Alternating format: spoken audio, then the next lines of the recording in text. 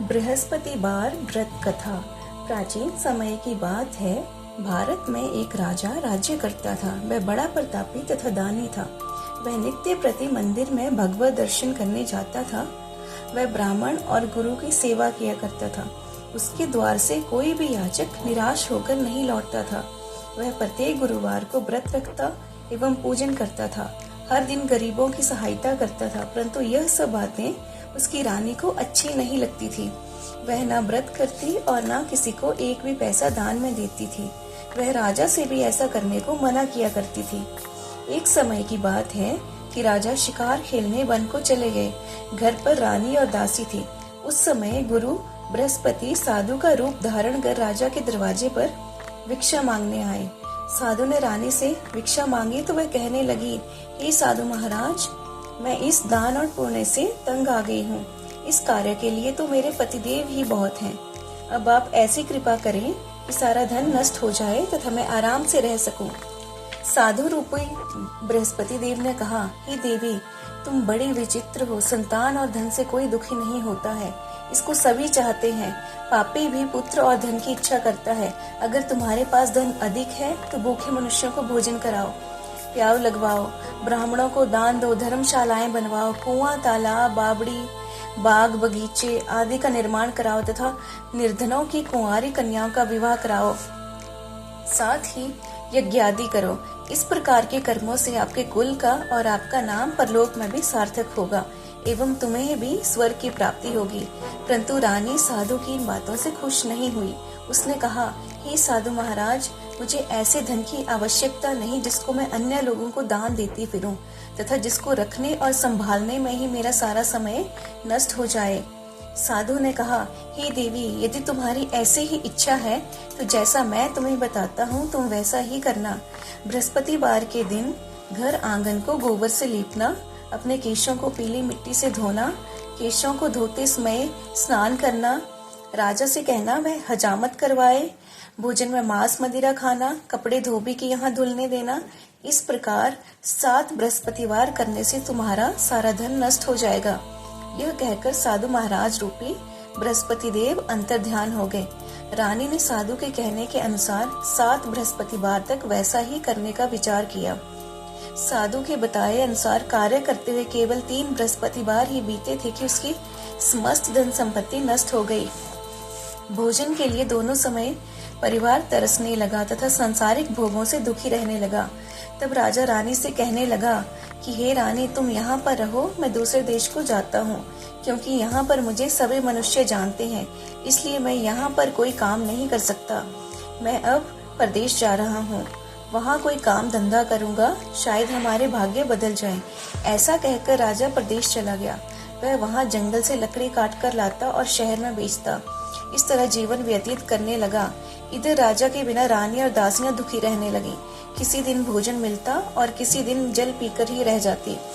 एक समय रानी और दासियों को 7 दिन बिना भोजन के व्यतीत करने पड़े तो रानी ने अपनी दासी से कहा, कि दासी, यहाँ पास ही के नगर में मेरी बहन रहती है, वह बड़ी धनवान है, तो उसके पास जा और वहाँ से 5 सेर भेजल मांग कर ले आ, जिससे कुछ समय के लिए गुजारा हो जाएगा। दासी रानी की बहन के पास गई। रानी की बहन उस समय पूजा कर रही थी। बृहस्पतिवार का दिन था। दासी ने रानी की बहन से कहा, कि रानी, मुझे आपकी बहन ने भेजा है, मुझे 5 सेर भेजल दे दो। दासी ने यह बात अनेक बार कही, परंतु रानी की बहन ने कोई उत्तर नहीं दिया, क्योंकि वह उस समय बृहस्पतिवार की कथा सुन रही थी। जब दासी को रानी की बहन से कोई उत्तर नहीं मिला तो वह बहुत दुखी हुई। उसे क्रोध भी आया। वह लौटकर रानी से बोली, हे रानी, आपकी बहन बहुत ही घमंडी है, वह छोटे लोगों से बात भी नहीं करती। मैंने उससे कहा तो उसने कोई उत्तर नहीं दिया। मैं वापस चली आई। रानी बोली, हे दासी, इसमें उसका कोई दोष नहीं है। जब बुरे दिन आते हैं तब कोई सहारा नहीं देता। अच्छे बुरे का पता विपत्ति में ही लगता है। जो ईश्वर की इच्छा होगी वही होगा। यह सब हमारे भाग्य का दोष है। उधर रानी की बहन ने सोचा कि मेरी बहन की दासी आई थी, परंतु मैं उससे नहीं बोली, इससे वह बहुत दुखी हुई होगी। अतः कथा सुन और विष्णु भगवान का पूजन समाप्त कर वह अपनी बहन के घर आई और कहने लगी, कि बहन, मैं बृहस्पतिवार का व्रत कर रही थी, तुम्हारी दासी हमारे घर गई थी, परंतु जब तक कथा होती है तब तक हम लोग ना उठते हैं और ना बोलते हैं। इसलिए मैं नहीं बोली। कहो दासी क्यों गई थी? रानी बोली, बहन हमारे घर अनाज नहीं था, वैसे तुमसे कोई बात छिपी नहीं है, इस कारण मैंने दासी को तुम्हारे पास 5 सेर भेजर लेने के लिए भेजा था। रानी की बहन बोली, बहन देखो, बृहस्पति भगवान सबकी मनोकामना पूर्ण करते हैं, देखो शायद तुम्हारे घर में भी अनाज रखा हो। ये सुनकर दासी घर के अंदर गई तो वहाँ उसे एक घड़ा भेजर का भरा मिल गया। उसे बड़ी हैरानी हुई क्योंकि उसने एक एक बर्तन देख लिया था। उसने बाहर आकर रानी को बताया। दासी अपनी रानी से कहने लगी, वैसे हमको जब अन्न नहीं मिलता तो हम रोज ही व्रत करते हैं, अगर इनसे इस व्रत की विधि और कथा पूछ ली जाए तो उसे हम भी कर लिया करेंगे। दासी के कहने पर रानी ने अपनी बहन से बृहस्पतिवार व्रत के बारे में पूछा। उसकी बहन ने बताया, हे रानी बहन, बृहस्पतिवार को सूर्योदय से पूर्व उठकर स्नान करके बृहस्पतिवार का व्रत करना चाहिए, लेकिन उस दिन सिर नहीं धोना चाहिए। बृहस्पतिवार के व्रत में चने की दाल और मुनक्कों से विष्णु भगवान का केले के वृक्ष की जड़ में पूजन करें तथा दीपक जलावें। उस दिन एक ही समय भोजन करें, भोजन पीले खाद्य पदार्थ का करें तथा कथा सुने। इस प्रकार व्रत करने से गुरु भगवान प्रसन्न होते हैं, अन्न पुत्र धन देते हैं। इस तरह व्रत और पूजन की विधि बताकर रानी की बहन अपने घर लौट गई। रानी और दासी दोनों ने निश्चय किया कि वे बृहस्पति देव भगवान का पूजन जरूर करेंगे। 7 दिन बाद जब बृहस्पतिवार आया तो उन्होंने व्रत रखा। गुड़साल में जाकर चना और गुड़ बीन लाई तथा उसकी दाल से केले की जड़ में विष्णु भगवान का पूजन किया। अब भोजन कहाँ से आए दोनों, इस कारण बृहस्पति भगवान प्रसन्न थे। वे एक साधारण व्यक्ति के रूप में 2 थालों में सुंदर पीला भोजन लेकर आए और दासी को देकर बोले, हे दासी, यह भोजन तुम्हारे और रानी के लिए है, तुम दोनों करना। दासी भोजन पाकर बड़ी प्रसन्न हुई और रानी से बोली, रानी जी भोजन कर लो। रानी को भोजन आने के बारे में कुछ पता नहीं था, इसलिए वह दासी से बोली, जा तू ही भोजन कर, क्योंकि तू हमारे व्यर्थ में हंसी उड़ाती है। दासी बोली, एक व्यक्ति अभी भोजन दे गया है। रानी कहने लगी, वह भोजन तेरे लिए ही दे गया है, तू ही भोजन कर।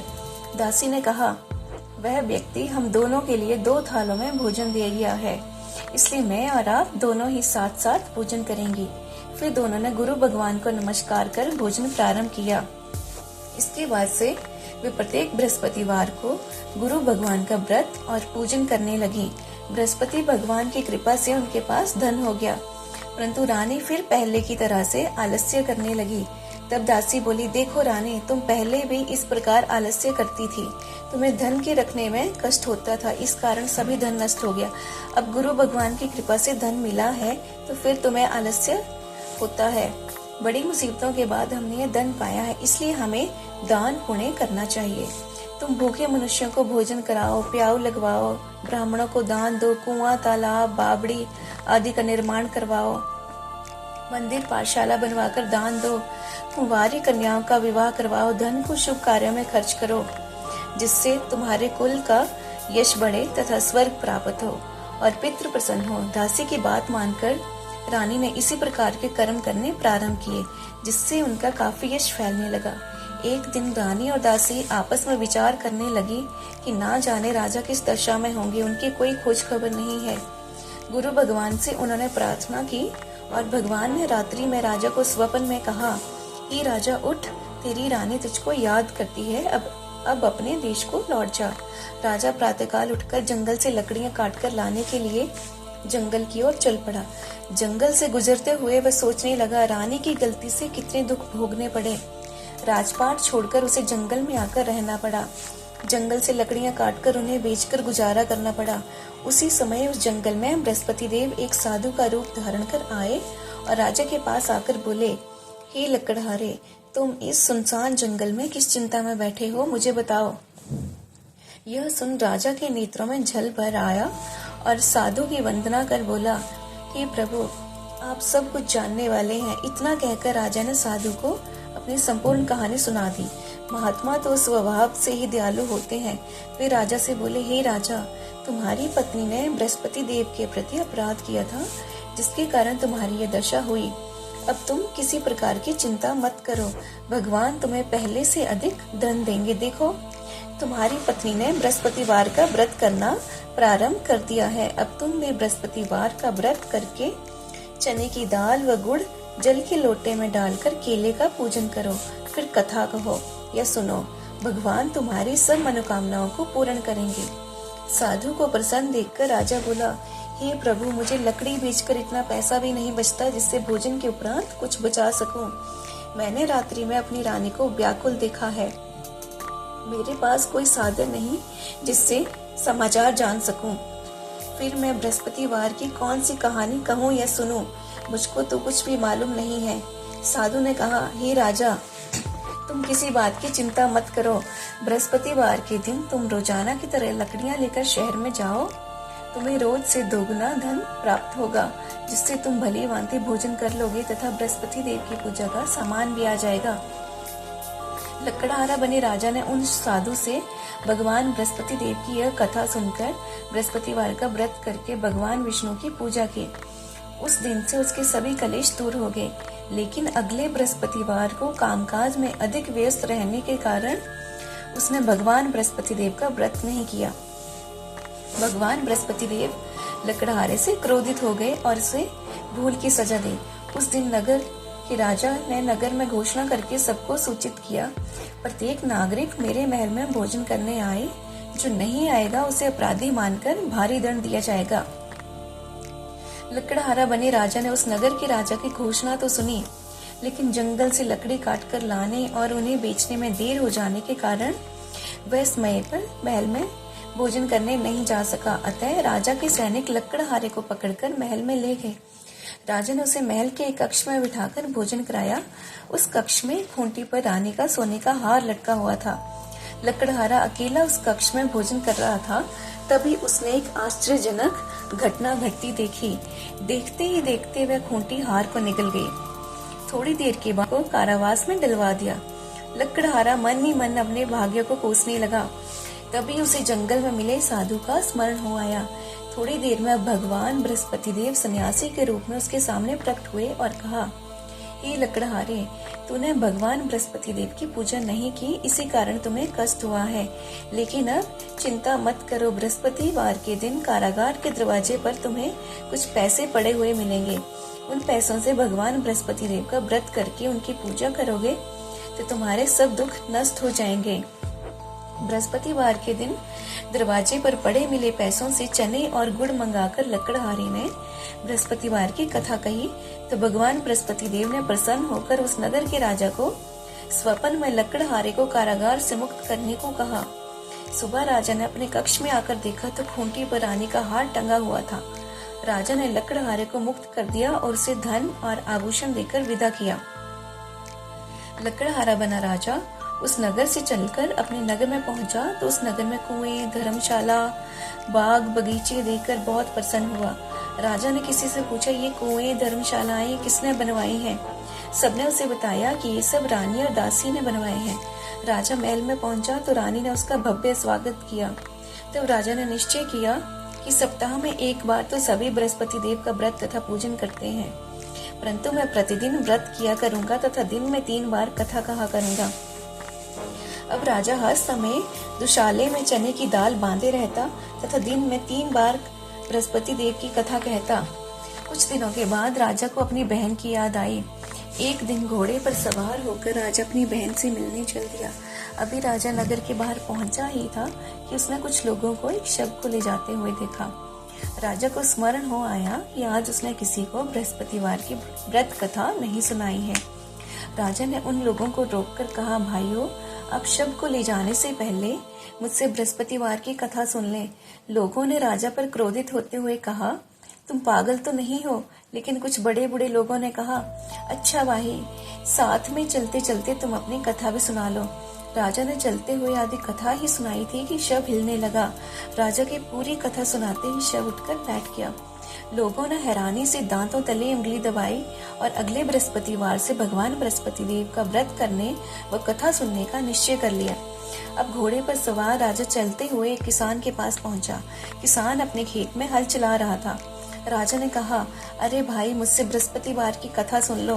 किसान झुंझलाकर बोला, अरे भाई, देख नहीं रहे, जितनी देर तक तुम्हारी कथा सुनूंगा उतनी देर में तो पूरे खेत में हल चला लूंगा।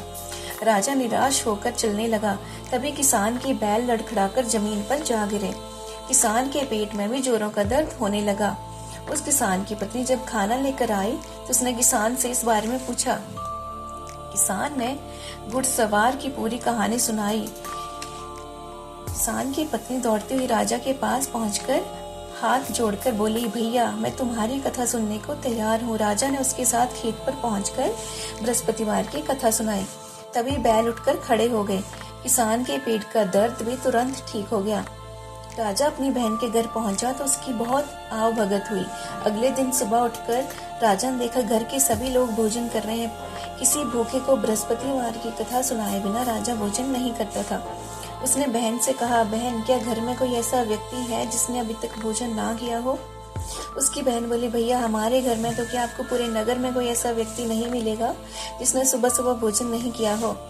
तब राजा ने बहन के घर से निकलकर उस नगर में बिना भोजन किए व्यक्ति की तलाश की। एक गडरिये के घर में उसका बेटा बीमार होने के कारण भूखा रह गया था। राजा ने उसको जाकर बृहस्पतिवार की कथा सुनाई। कथा सुनते सुनते गडरिये का बीमार बेटा बिल्कुल ठीक हो गया। सबने राजा की बहुत प्रशंसा की। एक दिन राजा ने अपनी बहन से कहा, बहन, अब हम अपने घर जाना चाहते हैं, तुम भी हमारे साथ चलो, कुछ दिन वहां रहकर लौट आना। राजा की बहन ने अपनी सास से पूछा तो सास ने ताने देते हुए कहा, बहू, मायके जाना हो तो अकेली जाना, मेरे पुत्रों को नहीं ले जाना। तुम्हारे भाई के कोई संतान नहीं है, कहीं तुम्हारी भाभी मेरे पुत्रों पर कोई जादू टोना ना कर दे। दूसरे कक्ष में बहन की सास की बातें सुनकर राजा दुखी मन से अकेला ही अपने नगर को लौट गया। रानी ने राजा से कहा, आप तो अपनी बहन को साथ लाने की बात कहकर गए थे, फिर बहन को साथ क्यों नहीं लाए? तब राजा ने दुखी होते हुए कहा, रानी, हम निसंतान हैं, इसलिए कोई हमारे घर आना पसंद नहीं करता। रानी ने राजा को समझाया, हे प्राणनाथ, हमें बृहस्पति देव ने सब कुछ दिया है, अब भगवान बृहस्पति देव हमें संतान भी अवश्य देंगे। बृहस्पतिवार को विधिवत व्रत करते हुए राजा रानी ने भगवान बृहस्पति देव से संतान के लिए प्रार्थना की। कुछ दिनों के बाद उन्होंने स्वप्न में दर्शन देते हुए कहा, हे राजन, तेरी मनोकामना अवश्य पूरी होगी। एक सप्ताह बाद ही रानी गर्भवती हो गई। 10वें महीने रानी ने एक सुंदर पुत्र को जन्म दिया। राजा रानी जीवन पर्यंत बृहस्पतिवार का व्रत करते रहे। उनके घर में धन की वर्षा होती रही। इस तरह आनंद पूर्वक जीवन यापन करते हुए राजा रानी भगवान बृहस्पति देव की अनुकंपा से मोक्ष को प्राप्त करके सीधे वैकुंठ धाम पहुंच गए। बृहस्पतिवार को विधिवत व्रत करके जो स्त्री पुरुष भगवान विष्णु की पूजा करते हैं, भगवान उनकी सभी मनोकामनाएं पूरी करते हैं। बृहस्पतिवार व्रत कथा। प्राचीन काल में एक बहुत ही निर्धन ब्राह्मण था। उसकी कोई संतान नहीं थी। वह नित्य पूजा पाठ करता, परंतु उसकी स्त्री बहुत मलिनता के साथ रहती थी। वह ना स्नान करती और ना किसी देवता का पूजन करती। प्रातः काल उठते ही सर्वप्रथम भोजन करती, बाद में कोई अन्य कार्य करती। ब्राह्मण देवता बहुत दुखी रहते थे। पत्नी को बहुत समझाते, किंतु उसका कोई परिणाम नहीं निकलता। भगवान की अनुकंपा से एक समय उस ब्राह्मण की पत्नी गर्भवती हुई और 10वें महीने एक सुंदर कन्या को जन्म दिया। निर्धन ब्राह्मण कन्या के जन्म से बहुत दुखी हुआ। धीरे धीरे ब्राह्मण की कन्या बड़ी होने लगी। बचपन से ही उस कन्या की रुचि भगवान विष्णु की पूजा में थी। वह प्रातः उठते ही स्नान आदि करके भगवान विष्णु की पूजा करने मंदिर में जाती थी। बृहस्पतिवार को व्रत करके विधिवत पूजा पाठ करती थी। पूजा पाठ के बाद वह पढ़ने के लिए पाठशाला में जाती थी। घर से चलते हुए वह मुट्ठी भर जौ साथ लेकर जाती और पाठशाला के रास्ते में थोड़े थोड़े जौ गिराती जाती थी। जब वह पाठशाला से घर लौटती तो जौ के वह दाने सोने में बदले हुए मिलते थे। लड़की सभी सोने के दाने बीन लाती थी। एक दिन जब वह सोने के दानों को साफ कर रही थी तो उसकी माँ ने कहा, बेटी, सोने के दाने साफ करने के लिए सोने का सूप भी होना चाहिए। अगले दिन बृहस्पतिवार था। उसने भगवान बृहस्पति देव की पूजा करते हुए प्रार्थना की, हे भगवान, यदि मैंने आपका व्रत विधिवत किया हो तो मुझे सोने का सूप दे दो। भगवान बृहस्पति देव ने उसकी मनोकामना पूरी करने का वचन दिया। पाठशाला से लौटते समय उसे रास्ते में सोने का सूप पड़ा हुआ मिला। घर लौटकर सोने का सूप अपनी माँ को दिखाकर वह सोने के दाने साफ करने लगी। उसी समय नगर का राजकुमार उसके घर के पास से गुजरा। उस सुंदर लड़की को सोने के सूप में जौ साफ करते देख राजकुमार उस पर मोहित हो गया। महल में लौटकर राजकुमार ने राजा से उस लड़की से विवाह करने की इच्छा प्रकट की, तो राजा ने ब्राह्मण को महल में बुलाकर राजकुमार से उसकी लड़की के विवाह की बात कही। ब्राह्मण तैयार हो गया। धूमधाम से उस लड़की का विवाह राजकुमार से हो गया। दुल्हन बनकर ब्राह्मण की लड़की महल में चली गई। लड़की के चले जाने से ब्राह्मण फिर निर्धन हो गया। उसे कई दिन भोजन भी नहीं मिलता था। बहुत दुखी होकर ब्राह्मण एक दिन अपनी लड़की के पास गया। अपने पिता से निर्धनता का समाचार सुनकर उसे बहुत सा धन देकर पिता को विदा किया। उस धन से ब्राह्मण के कुछ दिन तो आराम से गुजर गए, लेकिन जल्दी ही फिर भूखे मरने की हालत हो गई। ब्राह्मण अपनी लड़की से धन लेने के लिए फिर महल में पहुंचा।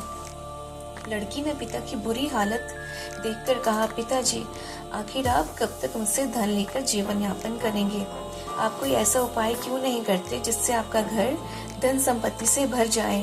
ब्राह्मण ने कहा, मैंने तेरी माँ को बहुत समझा लिया, पर उसकी समझ में कुछ नहीं आता। उसका फूहड़पन नष्ट हो तो घर की निर्धनता भी दूर हो जाए। तब कुछ सोचकर लड़की ने पिता से कहा, पिताजी, आप कुछ दिनों के लिए माँ को मेरे पास छोड़ जाओ। तब कुछ सोचकर लड़की के पास महल में छोड़ आया। लड़की ने अपनी माँ से कहा, माँ, तुम प्रातःकाल उठकर स्नान आदि करके भगवान बृहस्पति देव की पूजा अवश्य करना। पूजा करने से तुम्हारी निर्धनता अवश्य दूर हो जाएगी। लेकिन उसकी माँ ने उसकी कोई बात नहीं मानी। तब क्रोधित होकर लड़की ने अपनी माँ को एक कक्ष में बंद कर दिया। सूर्योदय के समय माँ को उठाकर जबरदस्ती उसे स्नान कराया और फिर मंदिर में ले जाकर भगवान बृहस्पति देव की पूजा कराई। कुछ दिनों तक ऐसा करने से माँ की बुद्धि में परिवर्तन हुआ और वह स्वयं बृहस्पतिवार का व्रत रखने लगी। उसके व्रत रखने से ब्राह्मण के घर में भगवान विष्णु की अनुकंपा से धन की वर्षा होने लगी। दोनों पति पत्नी धन संपत्ति पाकर आनंद पूर्वक जीवन यापन करते हुए विष्णु धाम को चले गए। बोलो विष्णु भगवान की जय, बृहस्पति देव भगवान की जय।